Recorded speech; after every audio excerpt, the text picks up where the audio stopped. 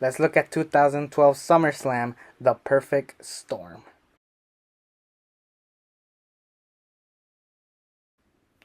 2012 was an odd year. We had some good stuff as far as like talent goes because the talent was there. You had guys like Daniel Bryan, Dolph Ziggler, The Miz, Sheamus. I know we all hate Del Rio, but he had some talent. John Cena was the top face. We had some top tier talent here and possibly future main eventers. The problem is that they all happen to be in the PG era. This was one of the worst times to be a wrestling fan because not only was it supposed to be PG, but it was strictly going towards children. Like you had guys like Santino Morel, who I like. He was just certified PGs, selling toys, doing goofy stuff with Ricardo Rodriguez. Luckily, they took the belt off of him from actually on this show. Actually, is when he lost it on the pre-show to Cesaro. And then guys like Dolph Ziggler had dumb drama stories with Vicky Guerrero, AJ Lee, and John Cena, where they could have just had John Cena versus Dolph Ziggler straight up 1-on-1. They had a lot of goofy stuff, and like everything was just so cookie cutter. Saturday Morning Slam was a thing around this time, and yeah, it was just too corny. Even the theme song, which was "Don't Give Up" by Kevin Rudolph, a guy who I think is okay. They chose this song to be the theme song for SummerSlam. It just felt so corny. It just felt like a little kid show at some point. And it's unfortunate because you actually had some good matches here. It's just that all people will remember is that this came out at the wrong era. One of the most exciting matches was Chris Jericho versus Dolph Ziggler. This was a good match showcasing Dolph Ziggler, and more importantly, this was around the time where like Chris Jericho was slowly turning back into a babyface because he just hasn't won the big one in a while, and they could have dragged this over to WrestleMania, but then they wrapped it up and then they gave you Fandango. Remember that garbage? And Dolph Ziggler never amounted to much outside of his cash in, which then ended because he got concussed. Um, you clearly had a story here going on, and it was a strong story, and they just wrapped it up right here and there. They could have kept this going. I was happy that Jericho won. That was great. Um, but I could have seen more and more through this. Like they could have dragged this. Like you could have even had Jericho win the Rumble and then have Dolph Ziggler cash in earlier, and then do Ziggler and Jericho. Because this match was pretty good. Imagine how much better it could have been for a world title. They could have built their way up to that.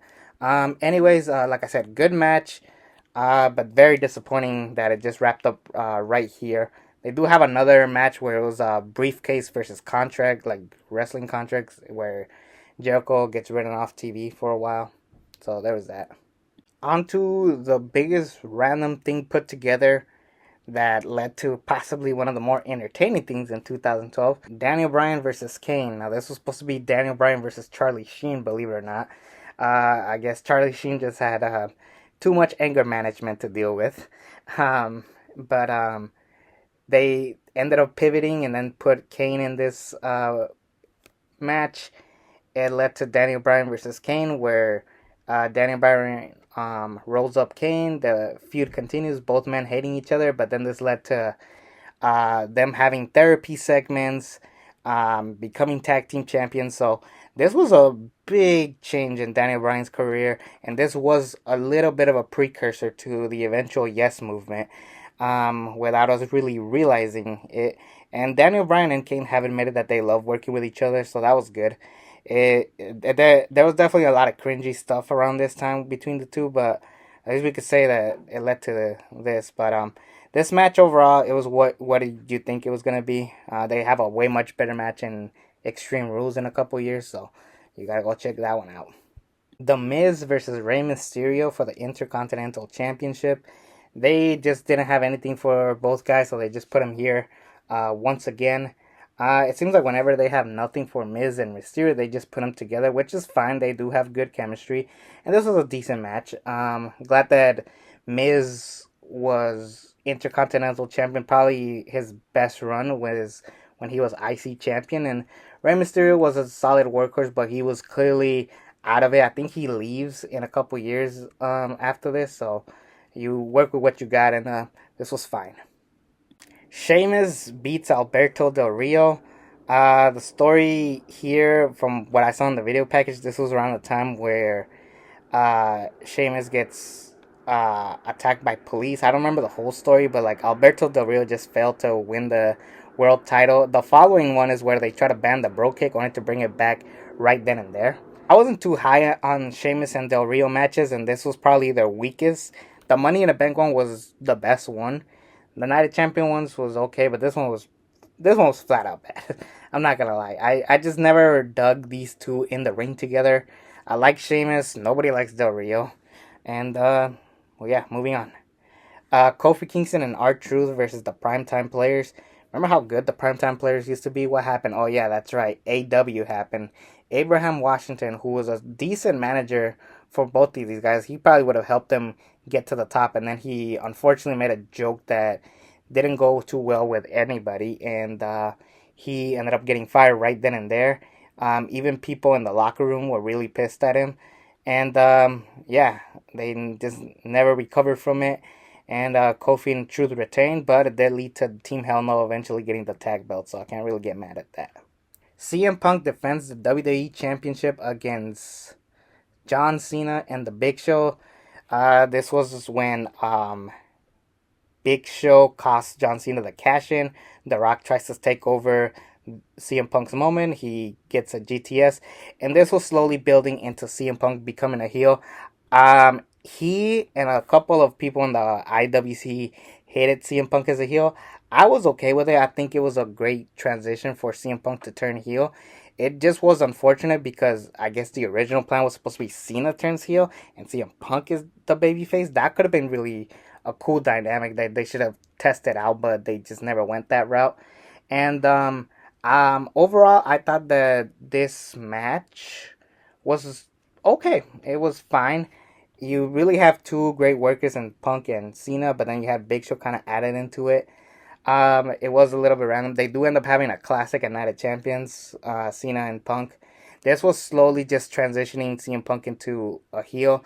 They even have the match end with CM Punk and John Cena putting a submission hold on Big Show. He taps out, so it's a tie, and then AJ Lee restarts the match, and CM Punk sneaks up the victory after John Cena hitting Big Show with a FU. This was okay. It was just basically there to set up CM Punk as a heel, but it just didn't really work out in the long run because it led to him and Ryback, unfortunately. Then we get the match of the night, the perfect storm, Triple H and Brock Lesnar. I just like these two men just flat out brawled. This was like one of the last few good Triple H matches. It was this and then the Daniel Bryan match were his last really good matches. The Seth one was good. The Rousey one was good. Uh, but I don't know. Around this time, I think it was ready to call it. Triple H could have easily retired right here, then and there, and they could have Brock move on to something else. But either way, I was happy with the match. There was a big pause at one point where like someone gets thrown into the crowd, and then they have to pause the match for a little bit. That just kind of took you out of it. But overall, this was a vicious match. I just wish that Brock already had that momentum if he had beaten John Cena earlier this year. Like, imagine if he went from beating John Cena, beating Triple H, and then beating The Undertaker. Instead, you have these, like, pauses in between where Cena and Triple H get victories over Brock Lesnar. I feel like they should have made him undefeated his first couple years. I think his first loss should have been the heist of the century, if anything. But overall, this show, I feel like everything was just too rushed, and the only thing that really mattered was the perfect storm match between Brock and Triple H. Everything else was setting up stuff, and I don't know. There were just more exciting things going on around this time in my life that I really just didn't care for professional wrestling. I'll give it a C plus. It doesn't really. There wasn't nothing really horrible on this show. It's just that nothing I truly want to remember, especially that Kevin Rudolph concert. I probably dragged this to a C, if I'm being honest. But anyways, that's my thoughts on 2012 and 2013. I am very excited to talk about that one. Take care, everybody.